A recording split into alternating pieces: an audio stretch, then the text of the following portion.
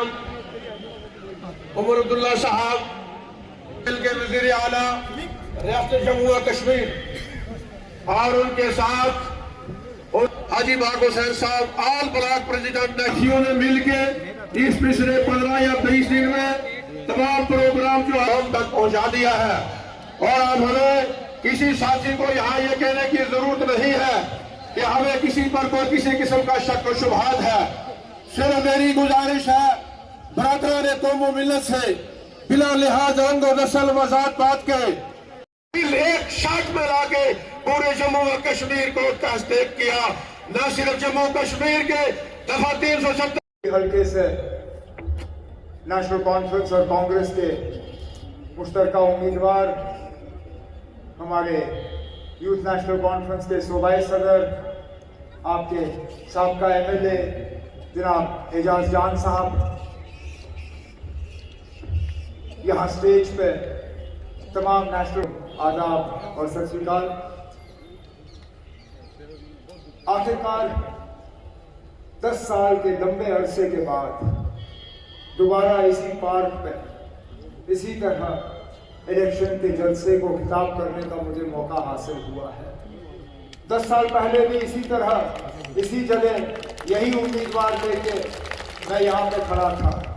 उस वक्त भी मैंने वोट के आपसे गुजारिश की थी, उस वक्त मैंने उम्मीद की थी आपके वोट हमें हासिल होंगे, लेकिन उस वक्त माहौल कुछ अलग था, नाराजगियां कुछ और थी, माहौल आपका कुछ और था और आपने फैसला जो है एक अलग फैसला किया। नेशनल कॉन्फ्रेंस को छोड़ के आपने कलम दवात के निशान पे उंगली डाली और उनको यहाँ से कामयाब किया, क्योंकि उस वक्त उनका एक ही नारा था, PDP को जितवाओ और BJP को बाहर रखो। जगह जगह इलेक्शन में वो यही कहते रहे कि BJP को रोकने के लिए PDP को जितवाना जरूरी है। आप लोगों ने PDP को जितवाया, बहुत औरों ने PDP को जितवाया, 28 सीटों में PDP जीती, हम रह गए और वो 28 के 28 MLA जो हैं इलेक्शन के फौरन बाद BJP की गोद में जाके बैठ गए। वो कहते हैं लम्हों ने खता की सदियों ने सजा पाई। 10 साल पहले जब मैं यहाँ खड़ा था एजाज जान साहब के लिए वोट मांगने के लिए, हमारी अपनी रियासत थी, लद्दाख हमारा हिस्सा था, हमारा अपना झंडा था, हमारा अपना आईन, अपनी शनाख्त, वजूद, पहचान, जमीन पे हक, दरिया पे हक, पहाड़ों पे हक, जंगलों पे हक। आज 10 साल के अरसे के बाद इनमें से कुछ भी हमारा नहीं रहा। न हमारी रियासत है, न लद्दाख हमारे साथ है, न हमारा झंडा है, न आईन है, न जमीन पे हक, न जंगल पे हक, न दरिया पे हक, न ये हवा पे। लेकिन इसके बरक्स वादे हमसे बहुत हुए। जब 370 को हटाने की बात आई तो जगह जगह BJP और मरकज की हुकूमत ने पुंछ हवेली के लोगों को कहा ये 370 आपकी तरक्की में बहुत बड़ी रुकावट थी। इस 370 की बदौलत यहाँ बच्चे बेरोजगार रहे। कहा कि इस 370 की बदौलत यहाँ बच्चे स्कूल न जा सके। इस 370 की बदौलत यहाँ बंदूक आए।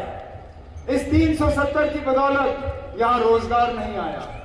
इस 370 की बदौलत पुंछ में फैक्ट्रियां नहीं खुली, पुंछ में टूरिज्म नहीं आया, पुंछ में बिजली का निजाम खराब रहा, पुंछ में सेहत और तालीम का निजाम रहा। BJP ने कहा ये सब 370 की बदौलत, हम 370 हटाएंगे, सारा कुछ ठीक हो जाएगा। आज 370 हटाए हुए 5 साल हो गए। 5 साल के बाद आज मैं मजबूर होता हूं पूछने पे पुंछ हवेली के लोगों से, खुदारा मुझे बताइए ना, इन 5 सालों में आपको क्या मिला? क्या हमारे बच्चों को रोजगार मिला? क्या कहीं DG साहब आए मौके पे भर्ती करने के लिए? क्या सरकारी नौकरियां लगी? क्या यहाँ पे टाटा बिरला साहब ने आके फैक्ट्रियां खोली? क्या टूरिज्म का कोई असर हुआ? अरे नाब, हम तो पता नहीं कितने सालों से सिर्फ ये कहते आए कि मुगल रोड के टनल का हमें प्रोजेक्ट बना के दे दो, उस पे भी एक डबल पैसे का काम अभी तक शुरू नहीं हो पाया। यहाँ जो हमारे गुजर बकरवाल भाइयों को फॉरेस्ट राइट एक्ट के तहत जंगलों पे अपना हकूक मिलना चाहिए था, क्या वो हकूक उनको मिला? क्या बिजली का निजाम बेहतर हुआ? क्या हमारे तालीम या सेहत का निजाम बेहतर हुआ? कहीं पे भी ये बीजेपी वाले मुझे खड़े होकर कहे ना, हाँ इन 5 साल में हमने ये करके दिया लोगों के लिए, एक जगह भी नहीं, क्योंकि उनको हमारे लिए कोई हमदर्दी नहीं है, हमारे जज्बातों की कोई कदर नहीं है। मैं तो हैरान होता हूं ये लोग जो आज बीजेपी के लिए वोट मांग रहे हैं, चाहे यहां पे या सुरनकोट में, ये किस मुंह से यहां से लोगों से वोट हासिल करने की कोशिश कर रहे हैं? मां सिवाय लोगों को तकसीम करने के इनका एजेंडा और है क्या? मैं तो इनसे पूछता हूं, चाहे वो पुंछ का उम्मीदवार हो या सुरनकोट का उम्मीदवार हो बीजेपी का, खुदा ना मुझे बताइए ना, आपकी अपनी जमात में आपकी हैसियत क्या है? आपके जमात वाले आपको किस नजरिए से देखते हैं? क्योंकि उनका जो मुसलमानों के तय सोच है वो हम अच्छी तरह से जानते हैं। ये आजादी के बाद पहली मर्तबा है कि मरकज की हुकूमत में मुसलमान कोई नुमाइंदा नहीं है। ये सच्चाई है, इस सच्चाई से ये लोग इनकार नहीं कर सकते। 14% आबादी आज इस मुल्क में मुसलमान है। जरा जो बीजेपी का उम्मीदवार यहां और सुरनकोट में आपसे वोट मांग रहा है, उनसे पूछिए ना, हम आपको वोट देने के लिए तैयार हैं। आप जरा मोदी साहब का जो मुसलमान मिनिस्टर है उसका नाम बताएं। है नहीं उनके पास नाम बताने के लिए, क्योंकि मिनिस्टर है नहीं। अरे जनाब, जो मरकज की हुकूमत में आपका कदर नहीं करने वाले हैं, वो यहां जमीनी सतह पे आपकी क्या कदर करेंगे? क्या कदर करेंगे ना? तभी तो जाके हमारे इमाम साहब पे FIR कटता है, और ये पहली मर्तबा नहीं है। मैं इस बात से सहमत नहीं हूं। मैं ये जो एजाज जान साहब ने कहा कि यहां बीजेपी की सरकार बनी ही नहीं है, अरे ना, बीजेपी की सरकार को तो 10 साल हो गए यहां पे। ये जो डबल इंजन सरकार करती, ये बीजेपी वाले कहते हैं डबल इंजन बनाओ, डबल तरक्की होगी। हमें तो 10 साल हो गए इनके डबल इंजन का तजुर्बा करते हुए। पहले तो वजीर आजम साहब मोदी साहब, वजीर आला मुफ्ती साहब, अल्लाह मगफिरत करे उन्हें। उसके बाद 16 में महबूबा मुफ्ती वजीर आला, मोदी साहब वजीर आजम। फिर जब 18 में उनकी हुकूमत गई, राजभवन के जरिए हमारे ऊपर हुकूमत किया उन्होंने। पहले सत्यपाल मलिक, फिर मुर्मू, आज हमारे मनोज सिन्हा साहब। किसी ना किसी रूप में हमने 10 साल बीजेपी की यहां हुकूमत देखी है, और उसका खमियाजा भी हम भुगत रहे हैं। इमाम साहब पे अगर यहां पर्चा लगा तो हजरत बल के इमाम साहब को याद करिए। मैं उस वक्त मौके पे हाजिर था, जुमतुल विदा पे, जब एक शख्स खड़े हुए, अपनी मर्जी से उसने इस्लाम तस्लीम किया। 10 बार इमाम साहब ने उनसे पूछा कि क्या ये अपनी मर्जी से कर रहे हो? उसने कहा हाँ। क्या आप पे कोई दबाव है? कहा नहीं। कहा क्या आपको लालच दी है? कहा नहीं। क्या आपको कोई खतरा है? कहा नहीं। फिर पूछा क्या आप अपने मर्जी से आज इस्लाम कबूल कर रहे हो? कहा इमाम साहब मैं बिल्कुल अपनी मर्जी से इस्लाम कबूल कर रहा हूं। इमाम साहब ने उसको कलिमा पढ़ाया और वो मुसलमान बने। जिस दिन ये हुआ, दूसरे दिन इमाम साहब को वहां से हटाया, थाने में बुला के उसकी पूछताछ करवाई। ये है ना इनका दौर। और इन लोगों के लिए आज ये लोग वोट मांगने निकले हुए हैं। अरे मैं तो कहता हूं, जो शख्स एजाज के खिलाफ यहां बीजेपी के लिए वोट मांग रहा है, उसकी सियासी सोच है क्या? वो कहां पे है? क्योंकि मां सिवाय अपनी खुदगर्जी के मैंने उसमें और कुछ नहीं देखा है। वो पहले हमारे साथ थे, रहे नेशनल कॉन्फ्रेंस में, जब हमारे साथ रहे, जब मैंडेट नहीं मिला हमें छोड़ के गए, फिर कांग्रेस में गए। कहा मैं अब कांग्रेस का लीडर हूं, मैं कांग्रेस की सियासत करूंगा, कांग्रेस का नारा चलाया। परसों जब कांग्रेस का मैंडेट नहीं मिला, फिर उठ के निकल गए कांग्रेस से, बैठे बीजेपी में। जिस जमात की उसने सारे साल मुखालफत की, सिर्फ और सिर्फ मैंडेट के लिए वो जाके बीजेपी में बैठ गए। अरे ना, ऐसा शख्स जिसको खुद गर्जी के अलावा और कुछ नहीं आता, आपको क्या लगता है वो पुंछ का हमदर्द है? आपको क्या लगता है वो मंडी का हमदर्द है? आपको क्या लगता है वो हवेली का हमदर्द है? उसको सिर्फ और सिर्फ अपने घर की फिक्र है। अपने घर के अलावा उसको किसी दूसरे की फिक्र नहीं है। अगर उसको फिक्र होती, वो मैंडेट के लालच में नेशनल कॉन्फ्रेंस से कांग्रेस, कांग्रेस से बीजेपी, खुदा न खास्ता कल को जब बीजेपी में हारेगा वो कहीं अपनी पार्टी, दपनी पार्टी, डिपनी पार्टी, किसी न किसी पार्टी में वो चला ही जाएगा ना, क्योंकि उसको आपके लिए कोई परवाह नहीं है, उसको आपके मसाइल हल करने नहीं, उसको आपकी नुमाइंदगी करनी नहीं। वो आया है सिर्फ यहाँ वोटों को तकसीम करने के लिए, आपको कमजोर करने के लिए, आपकी आवाज को दबाने के लिए। यहां जैसे मैंने कहा मुतालबों की कमी नहीं है। बेरोजगारी के हवाले से जब हम बात करते हैं, महंगाई के हवाले से बात करते हैं, बिजली के निजाम के हवाले से बात करते हैं, राशन के हवाले से बात करते हैं ना। मुझे वो दौर याद है जब मेरी हुकूमत में, जब एजाज MLA था, राशन कार्ड के जरिए आपको मिट्टी का तेल भी मिलता था, चीनी भी मिलती थी, राशन का स्केल इतना था कि आपका गुजारा होता था उस राशन से। आज हाल ये है कि राशन कार्ड में ना आपको चीनी मिलती है, ना मिट्टी का तेल मिलता है, और 2.5 किलो राशन में ये कहते हैं आप लोग गुजारा कर लो ना।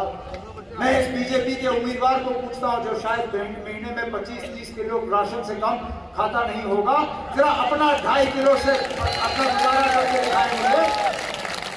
जिस दिन ये खुद 2.5 किलो पे गुजारा करेगा, उस दिन मैं कहूंगा ना आपके पुंछ की गरीब जो है वो भी 2.5 किलो राशन पे अपना गुजारा कर सकते हैं। लेकिन हम लोग अपने मंशूर में वादा बंद हैं कि हमारी हुकूमत आई, नेशनल कॉन्फ्रेंस कांग्रेस की अलायंस गवर्नमेंट, इंशाल्लाह दोबारा हम आपको मिट्टी का तेल और केरोसिन और चीनी जो है राशन कार्ड के जरिए फराहम करेंगे, राशन का स्केल बढ़ाएंगे।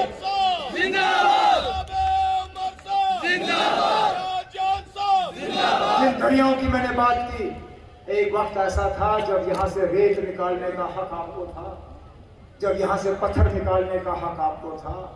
यहाँ रेत का ट्रक जब मकान बनाना होता था, आप 2,500 में ये रेत का ट्रक खरीदते थे। इन लोगों ने वो ठेके भी आपसे छीने। अब बाहर से ठेकेदार आता है दरिया से रेत निकालने के लिए, बाहर से ठेकेदार आता है दरिया से पत्थर निकालने के लिए, मजदूर भी वो बाहर से लाते हैं। हमें यहाँ मजदूरी के लायक भी नहीं रखा, और आज रेत का ट्रक जो है हमें 16,000-17,000 में मिले तो बड़ी बात है। हमने अपने मंशूर में वादा किया है कि इंशाल्लाह हमारी हुकूमत आएगी, इन दरियाओं पे पहला हक आपका होगा, फिर किसी और का होगा। इसी तरह इन जंगलों पे जो मैंने कहा, हमारे गुजर बकरवाल भाइयों को फॉरेस्ट राइट एक्ट के तहत इन जंगलों पे पहला हक होना चाहिए था ना, नहीं दिया इन बीजेपी वालों ने आपको वो हक। इंशाल्लाह हमारी हुकूमत आएगी, फॉरेस्ट राइट एक्ट के तहत इन जंगलों पे पहला हक आपका होगा, फिर किसी और का होगा। बच्चों की तालीम की हम बात करें, एक दौर ऐसा था शेर कश्मीर ने हमें विरासत में बच्चों के लिए मुफ्त तालीम का निजाम दिया था। इन लोगों ने एक एक करके उस मुफ्त तालीम को खत्म किया।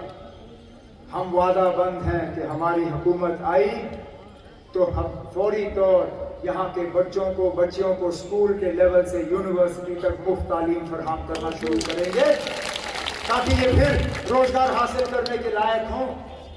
हम पहले महीनों के अंदर अंदर कम से कम यहाँ 1 लाख सरकारी मुलाजिम लगाने का काम करेंगे।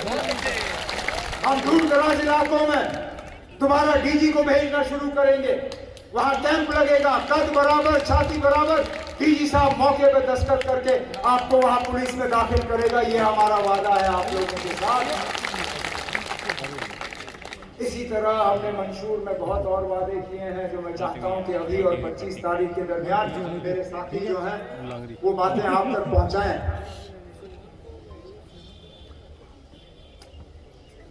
मेरे जो साथी सिख कम्युनिटी से ताल्लुक रखते हैं, इनकी 2 डिमांडें हैं।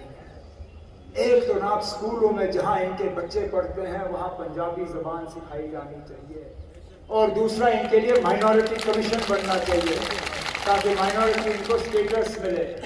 हमने अपने मंशूर में इनसे वादा किया है कि इंशाल्लाह इनके बच्चों को हम स्कूलों में पंजाबी सिखाने का काम करेंगे, और इंशाल्लाह एक माइनॉरिटी कमीशन कायम करेंगे ताकि माइनॉरिटी के लिहाज से जो आपके हकूक हैं, जो आपके हक हैं, वो आपको मिले। लेकिन मैं फिर इस बात पे आता हूँ, आप ये कमल के फूल वाले जो हैं ये सिर्फ और सिर्फ हमें तकसीम करने के लिए निकले हुए हैं।